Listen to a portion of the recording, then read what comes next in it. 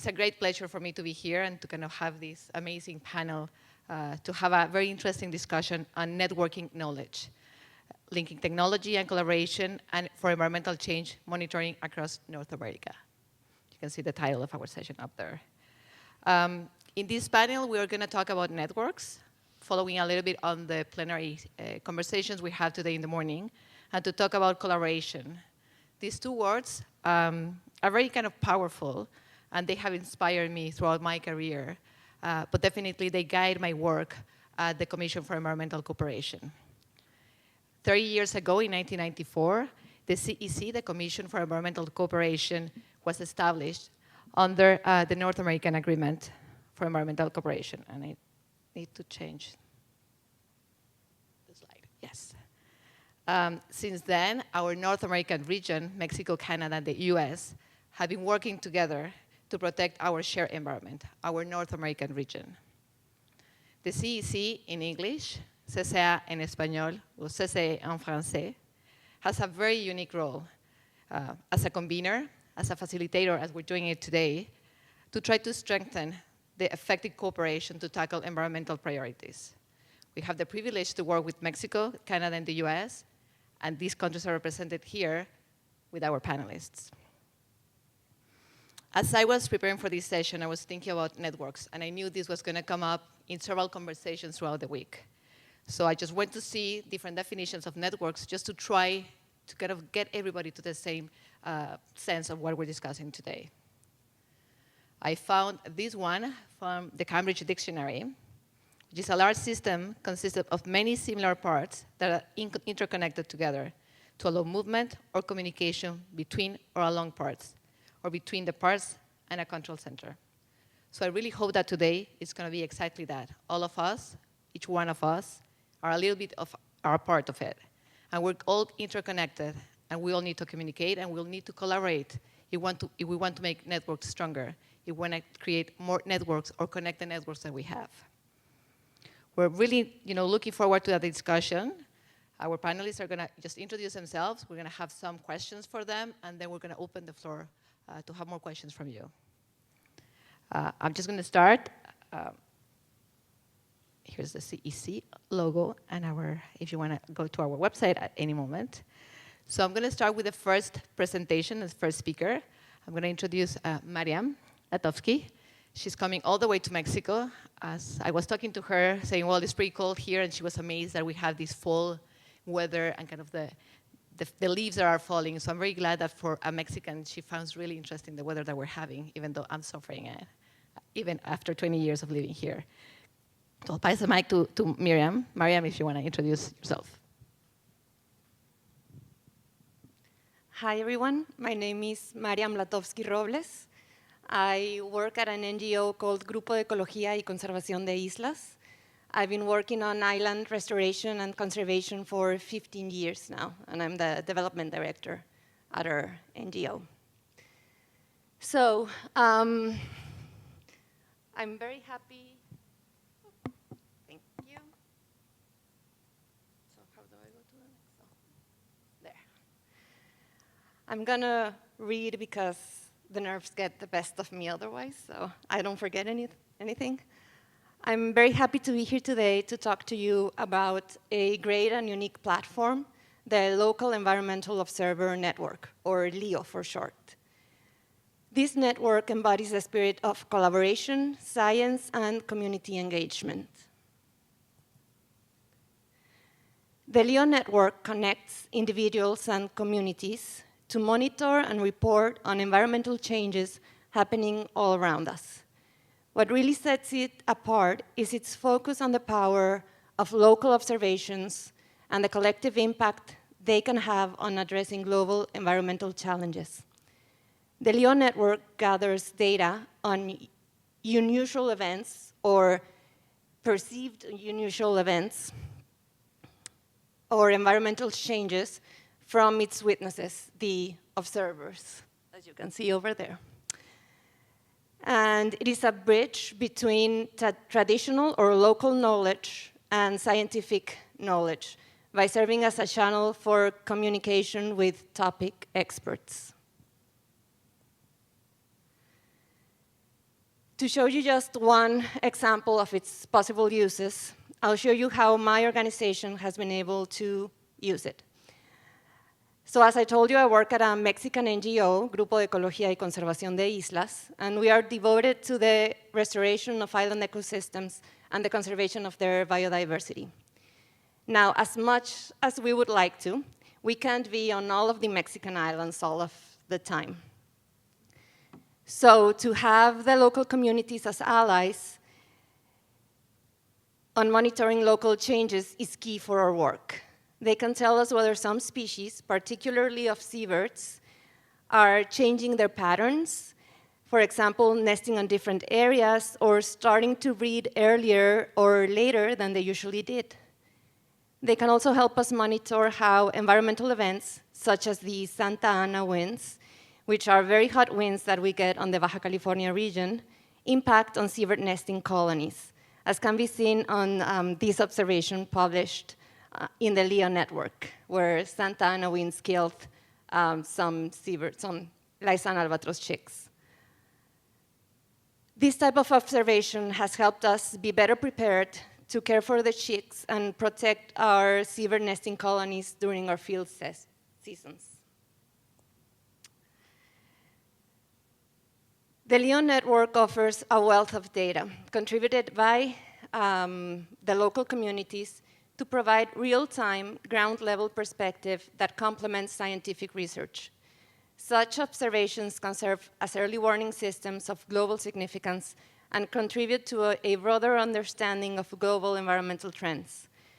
This benefits not only researchers, but policymakers as well, as it can inform evidence-based policy decisions and strategies for addressing environmental challenges at regional, national, or international levels.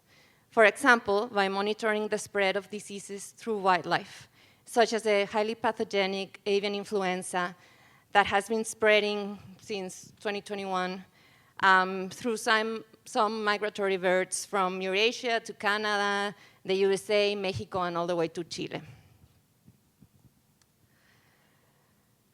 But the LEO network is not just a data repository. It is a catalyst for community actions. By actively engaging with this network, we could tap into the passion and dedication of local communities who are at the forefront of environmental change. This engagement can foster a sense of ownership and collaboration that is essential for successful implementation of conservation strategies and policies. The LEO network is a vehicle for public engagement and awareness. It is a powerful tool to foster citizen science and local or traditional knowledge. It empowers people to act as stewards for their land and their communities. I call upon us all to continue strengthening our partnerships and networks, particularly with local community contributors, so we can harness data, insight, and collective action to navigate the environmental challenges ahead. These collaboration networks play a vital role in shaping a sustainable and resilient future. Thanks.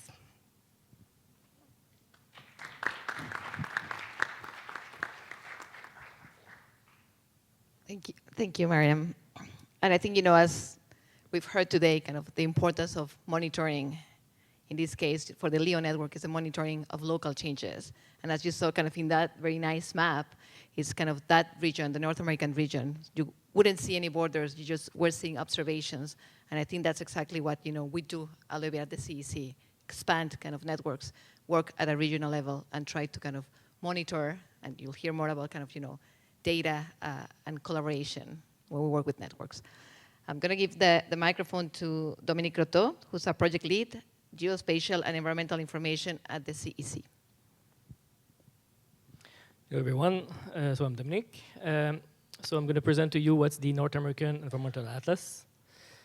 So basically, what's the Atlas? It's a collection of data set of harmonized data coming from the different countries, from Canada, United States, and Mexico.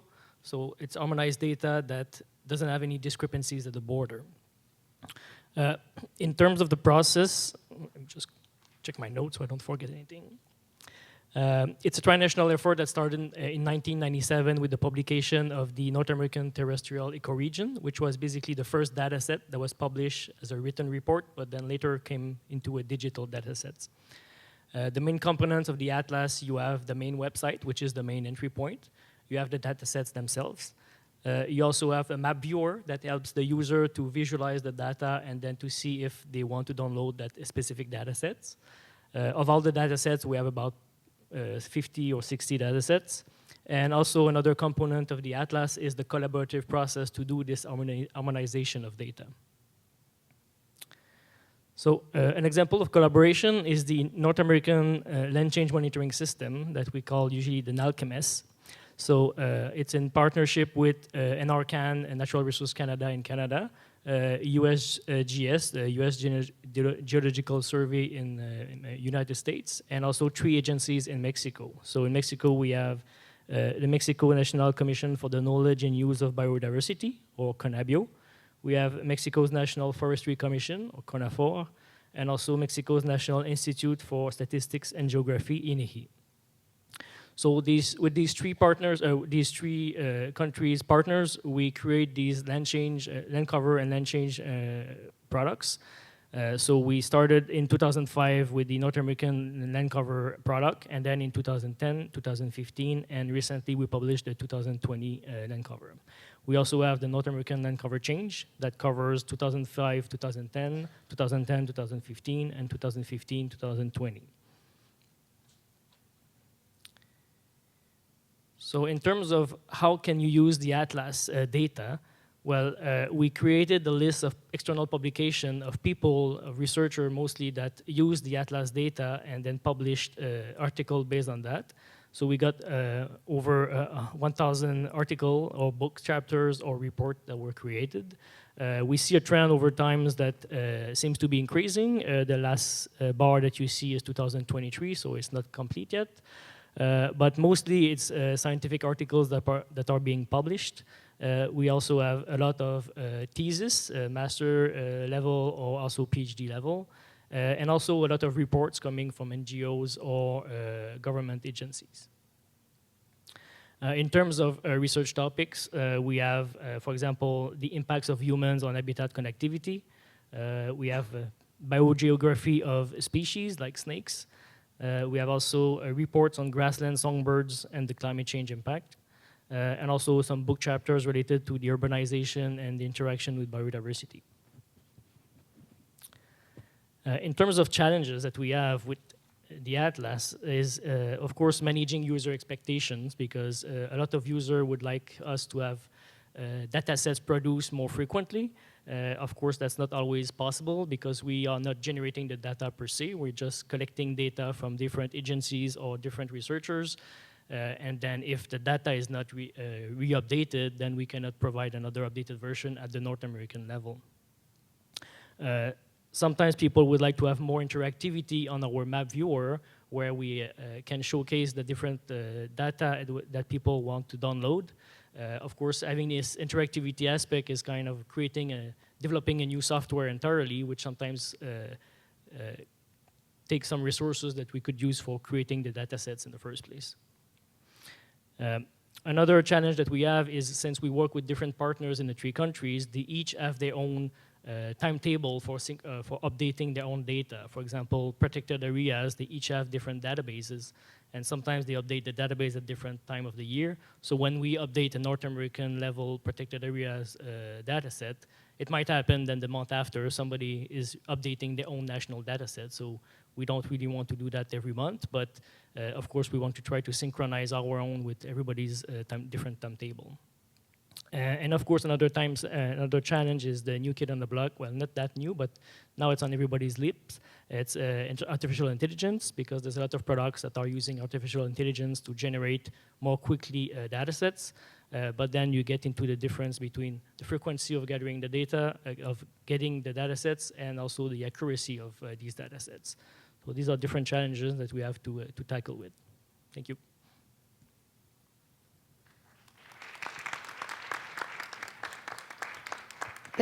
Thank you, Dom. And as you could see kind of in Dom's presentation, you're seeing this recurrent kind of North American region, this map that kind of, you will keep seeing in kind of our presentations. The CEC, we work, we are an intergovernmental organization. We work with the governments of Canada, Mexico, and the US, with EPA, ECCC here in Canada, and Semarnat in Mexico. everything that we have at the CEC webpage is in 3 languages, in Spanish, French, and English. And as Don was mentioning, the Atlas, you can just go there and download the data for free. I would like now to introduce Henry Regis, the National Coordinator of the CocoRaHS, the Community Collaborative Rain, Hail, and Snow Network, coming all the way from the US. I get the button there too. Hi, thank you. A privilege to be here. I'm Henry Regis, like she said, the national coordinator. I've been with the program for 20 years now, and we've just celebrated our 25th anniversary this summer. So it's kind of exciting to see how citizen science can play a role in providing a lot of data out there for folks. Okay, I think it's a green button, right? Yeah. Okay, we'll see if I can read from here. That's going to be the trick. So we got volunteers of all ages and backgrounds, and they make daily measurements of precipitation right in their own backyards. So we use inexpensive equipment. How many of you at home, how many out there have a rain gauge? You guys, we got some folks out there with rain gauges. Good. I brought one along. We can look at it later. If you don't have one, see me later on. We can talk about how you can, I can't provide them, but we can tell you how you get one at this size and be part of the network, which would be great. And then they can use it either on the computer or use the mobile device, and that information goes directly to our website. So folks will make a one-day observation every morning around 7 a.m. And we are in, let's see, where are we now? We're in U.S., we're in Canada, all of the provinces here. We're in the Bahamas, Puerto Rico, the U.S. Virgin Islands, and recently Guam. So we've got 26,000 people in the network, which is great. And those folks, again, reporting and providing some really good stuff out there. We also want to give folks other things to report as well. We've been told, what else? Well, we do precip, how else can we help out? And so the other thing is drought monitoring. And we all see drought from time to time. And we ask folks to measure zero, put down 0 when there's no rain. And so this information goes to the North American Drought Monitor, which covers Canada, the U.S., and Mexico.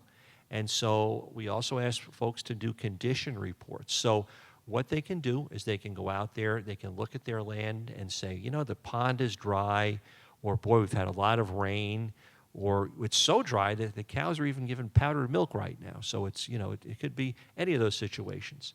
And so we have folks doing that. We also do real-time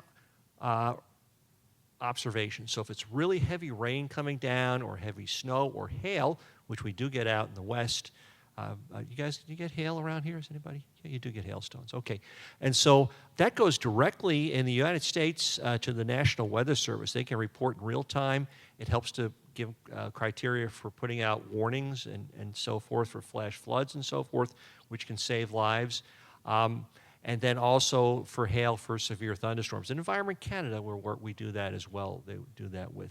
And then they're used by a variety of organizations out there. So if you just look at the picture up there, we got universities, the National Drought Mitigation Center.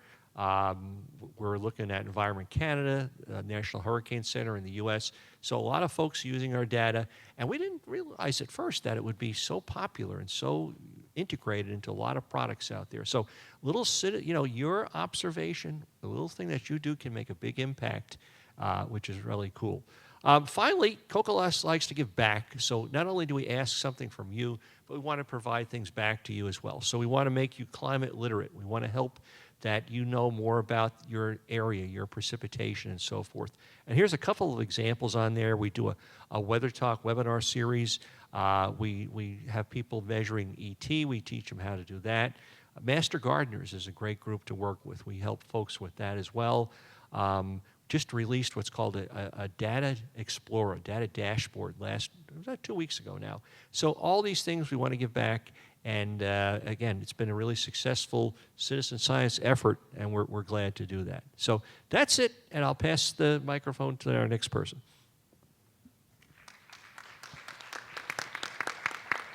Thank you, Henry. I have to say that every time I hear about CocoRaHS, there's so many ideas that come to my mind. As we've been hearing about monitoring biodiversity, what a great link would be to monitor biodiversity and also link it to the precipitation data that you have. I think that would be a very interesting kind of set of data. And we'll talk a little bit later about kind of sharing data and the challenges to create these super networks. I will just kind of introduce, I don't think the next speaker actually needs an introduction.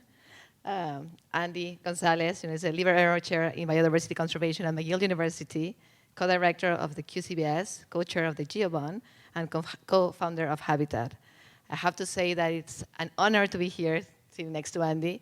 I think 19 years ago, we had many conversations about networks, the importance of networks at different scales. So I'm kind of very happy to be here, Andy. Thank you, Coco. Hi, everybody.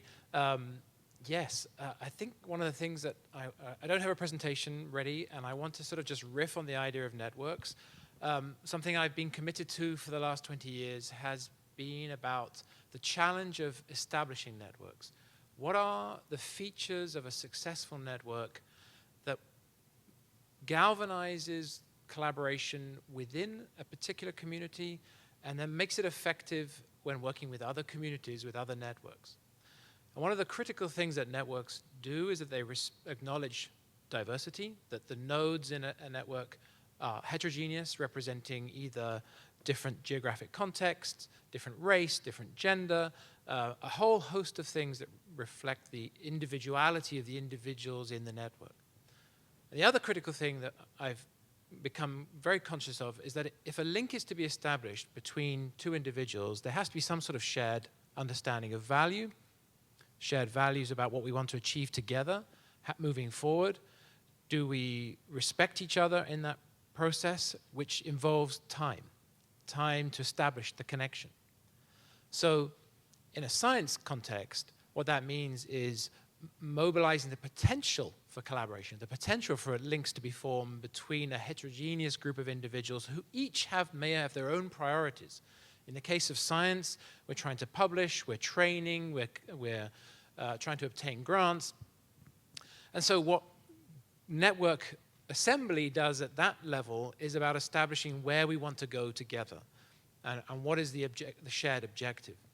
So in the case of GEO BON, where GEO BON's task is international, has been to establish a very large multi-region network of biodiversity experts focused on different dimensions of biodiversity change, different facets of biodiversity. What is it that's brought that community together?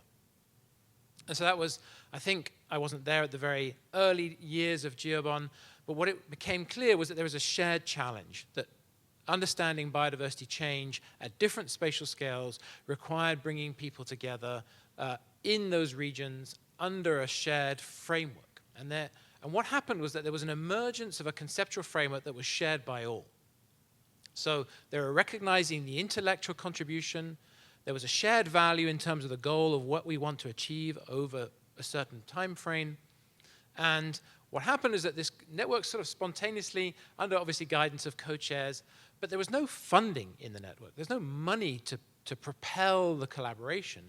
So what happened is that these working groups formed around these knowledge challenges, and they formed to create a sort of this collective understanding, this appreciation for what it is we're going to need to do to achieve the work.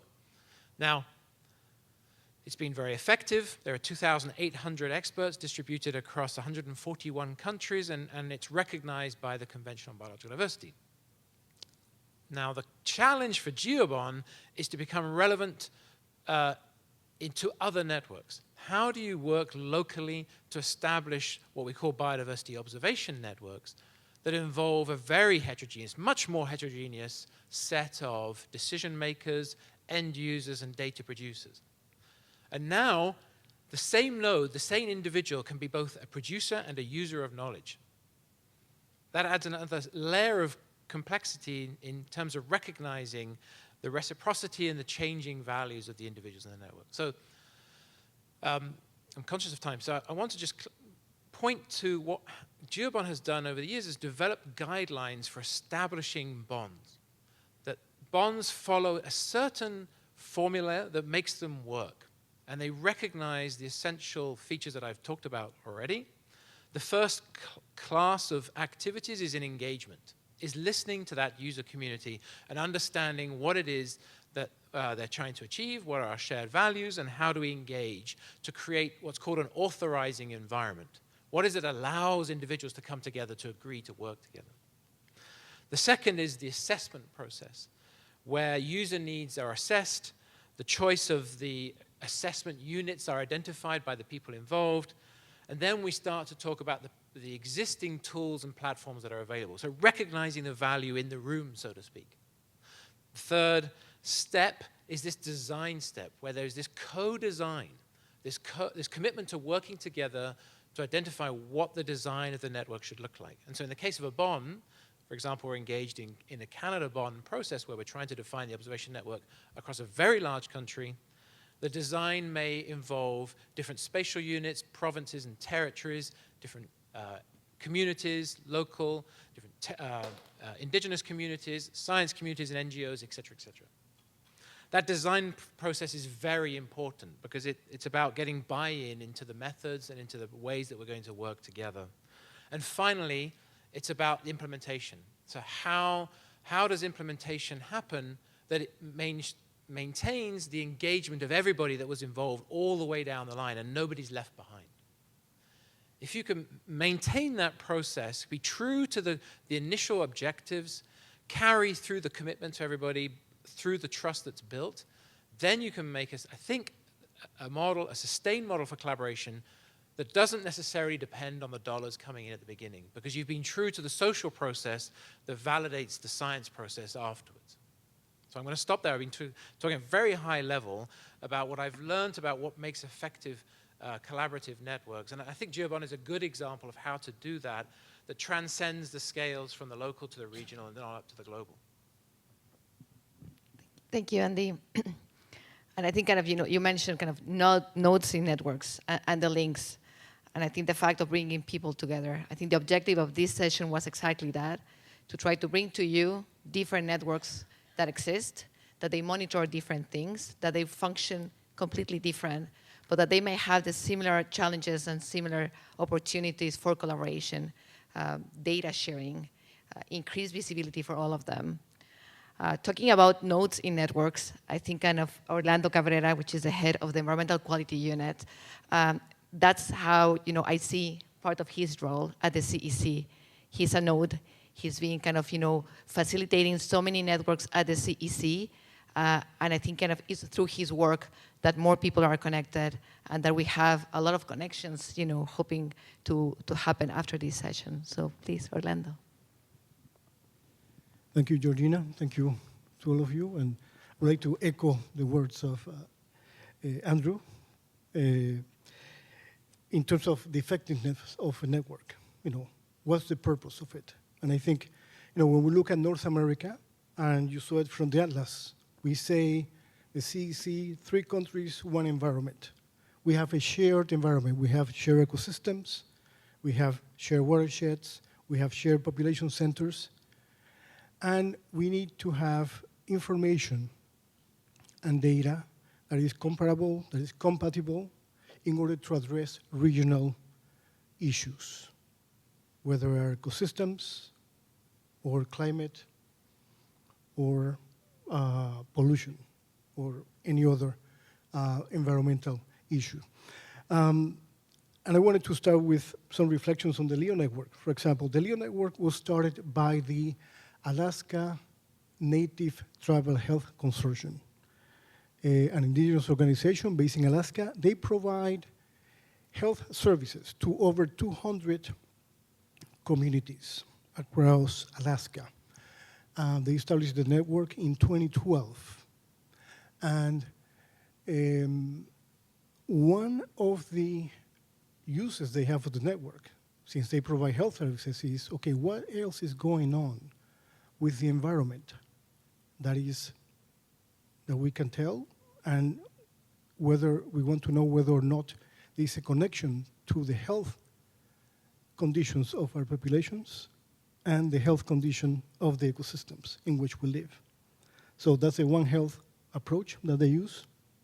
And where the CEC comes in was in working with them collaboratively to expand that network into Canada and Mexico, because we share ecosystems, so we share populations, so we have a shared value, a shared interest.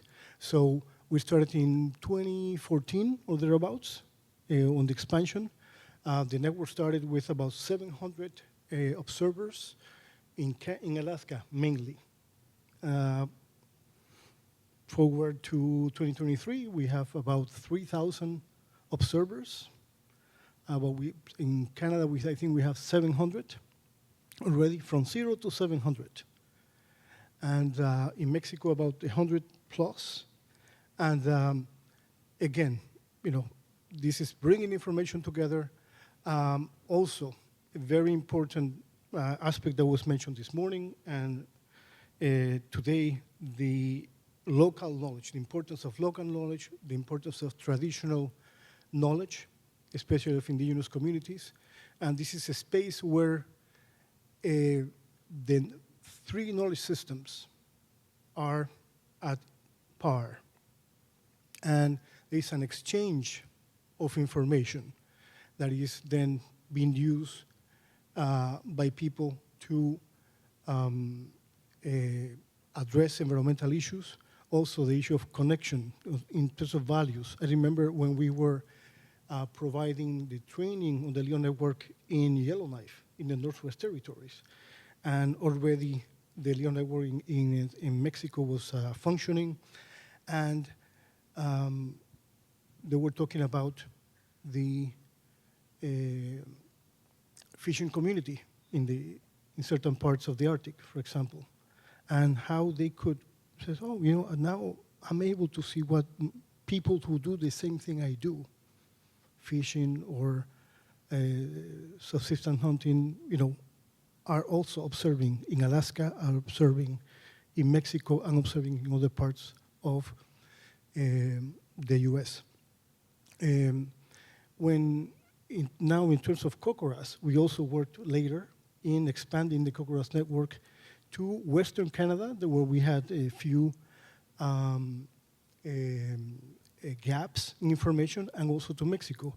We worked on a feasibility study in Mexico to see how we could expand or establish the CocoRaHS network and get the information into the National Weather Service in Mexico. In Canada, what we did was actually connect with the LEO network, which is administered by the First Nation Health Authority in British Columbia. And we said, well, can we then join forces to see if LEO observers would be interested also in becoming CocoRaHS observers, especially in Western Canada.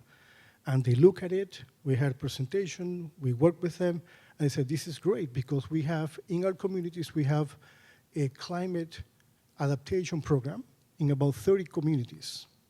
And measuring precipitation and measuring drought conditions and the like is fundamental to the work we want to do in climate adaptation. So it was the community need that was being served through the CocoRaHS network, through the LEO network, and then sharing that information with the rest of their fellows in Canada, US, and Mexico.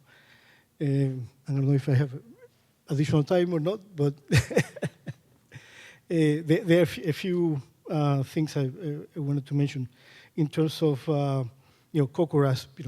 One of the in terms of interest or values or what's there for the community. We have these conversations when trying to expand the network. Was okay, Henry mentioned if you have zero precipitation, then just report zero precipitation. People say, well, that's too boring. Okay, what about drought conditions? CocoRaHS also is an instrument to document drought conditions. Changes in ecosystem, changes in biodiversity are triggered oftentimes by drought conditions. So that's a wealth of information that is being put out there through the CocoRaHS network to preserve ecosystems.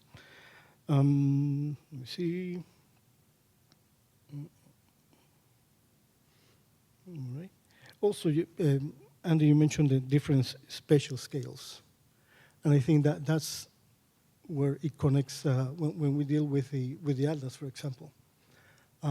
We recently published our forest cover layer. And we posted the map in certain discussion sites. And people will say, well, you know, if I look out the window, I don't see a forest. You know, this is, you know, they were looking at a map that has a North American scale. It's a different scale. It's not a local scale. So for that person, it didn't work. Okay. On the other side, on the flip side of that, is that when you see ecosystem, you see our shared watersheds, you see our shared environment, you can then make the connection between what you're observing in your community with the rest of the region. So I just leave it at that. Okay. Thank you. Thank you. Can you hear? Yes. I'll just give this one. Thank you, Orlando. I am very, very mindful of the time, and I'm pretty sure you're all thinking about what's there at the Science Center. So if the panelists allow me, I'm going to see if there's any questions from the public, and then kind of we'll engage in a discussion. So I just want to know if there's any urgent questions from anyone to any of the panelists. If not, I do have a couple. Just wanted to make sure everybody was awake. So maybe I'll just start for kind of, you know, a question, Henry. We're all talking about networks, and I can see all of you have different challenges. What would be kind of, in your kind of point of view, the greatest challenge to build a network?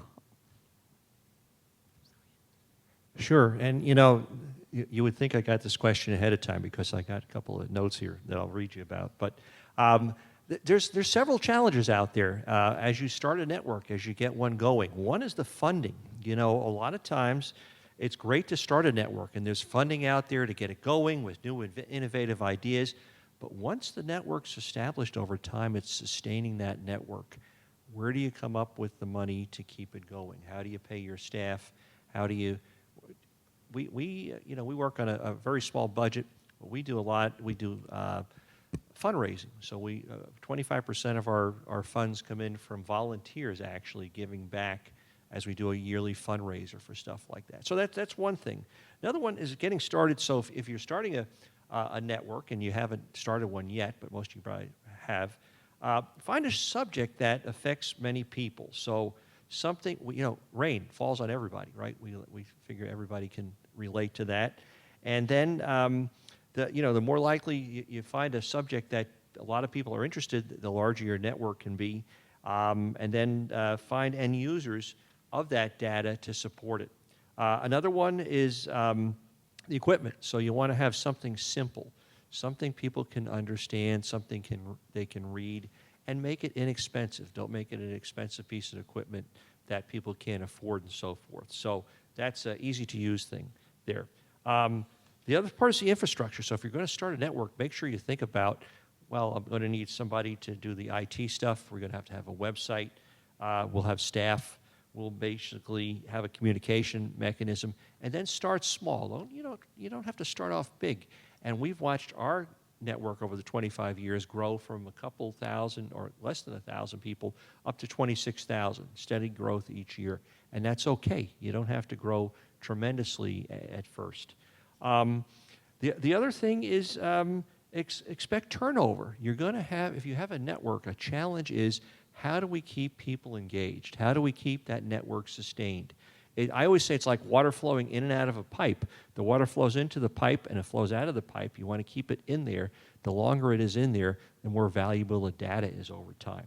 So think about sustaining some recruiting, how you would recruit people, and then how you would sustain them in the long term. And then finally, I've got two more here real quick. Let people know why they're doing this. Let observers know that their data, their observation are being used. So show where the data is being used, how it's helping communities, how it's helping organizations like that. When people realize that my little observation in my backyard can make a difference in somebody's life or in a forecast or something like that, that really motivates folks. And then finally, like I said in our slide, make it a two-way process. A challenge is a lot of times a network will just ask and ask, but give something back. So it's important to give back to your observers. That keeps them engaged and it sustains the network, and they learn. They become, you know, for whether they become climate literate. They start to know, wow, on one side we get this much rain on town, on the other, and so so those are a couple challenges and some ideas on how to answer them. Thank you. I'll give this one for now. Thank you, Henry. And I think you touch on interesting, you know, how do we keep engagement? How do we keep kind of that human aspect of, you know, community, science, and then technology? I think, you know, we've heard in the morning, we heard kind of with Dominic's talk about AI. So maybe, Mariam, I think when you're monitoring across the islands of Mexico, and actually Mexico has a lot of islands, just how do you kind of work between kind of the human aspect and the technology when you're kind of in very remote places? Well, that is one of the biggest challenges that we've had, because on some of the islands there's very little internet connectivity, for example. So we need to have the platform be very simple. For example, the LIA network, you can like have it, you can work on it offline, and then once you get connectivity, it loads up, for example. So that's one of the good aspects that's been addressed. Another thing is you have to do it very easy and like intuitive, so that people want to interact with the platform. If it's difficult, they're not going to do it. So it has to be almost like a social media type of thing. That's what they like seeing. They like seeing their contributions as observations, for example. And then on the other side also for engagement, one of the, I think, very good things that, for example, they do in Alaska, they have, like every month they take the observations and they send out an email saying, oh, well, this month's most important observations. And I guess people get excited to see if one day their observation is going to be on that mailing list, for example. So it has to be, first of all, it has to be simple for everyone to feel like they can use it and not be nervous, like it's not going to work out. Yeah. Thank you, Mariam. So I think what kind of I mentioned at the beginning, you know, we're hearing about different networks.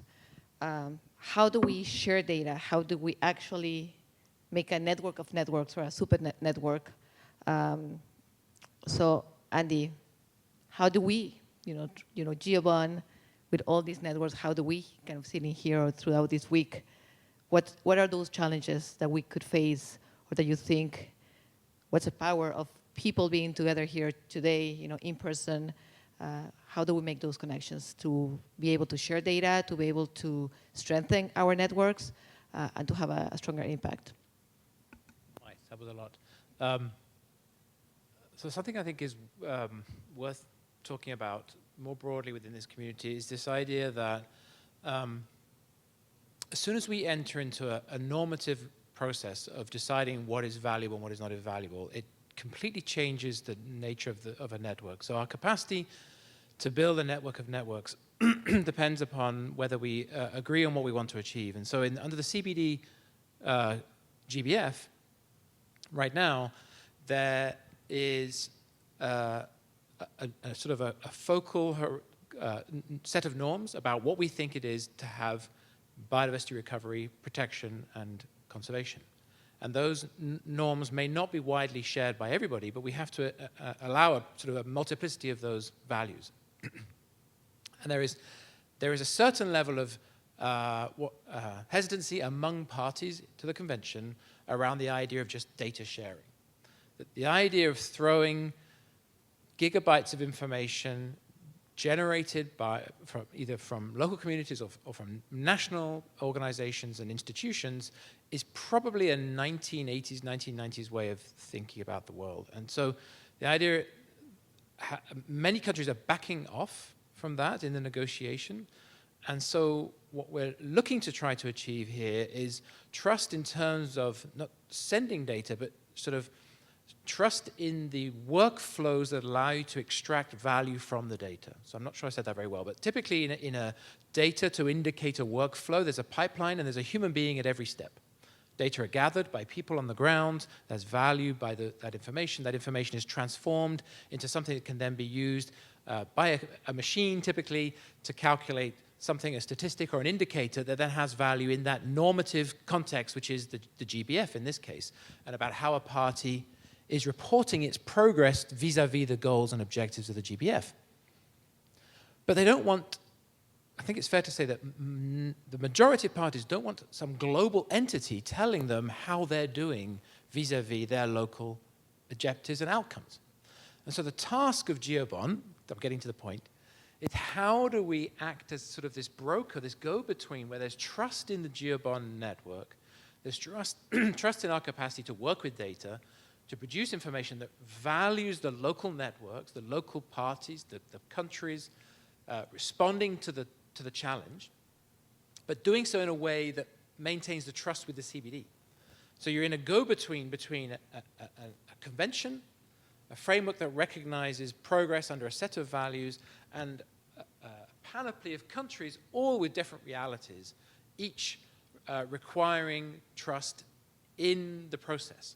And so what GEO BON is trying to do, and I'm going to wrap up here, GEO BON is trying to do is establish this broad relationship with different parties, different countries, under a confidence-growing approach to working with data, working with these pipelines, so that nobody has to send their value, release that into some process that they don't trust. And I think it's maintaining that trust all the way through that's going to be crucial to building this network of networks that we will recognize as something like GBIOS that'll serve this global need.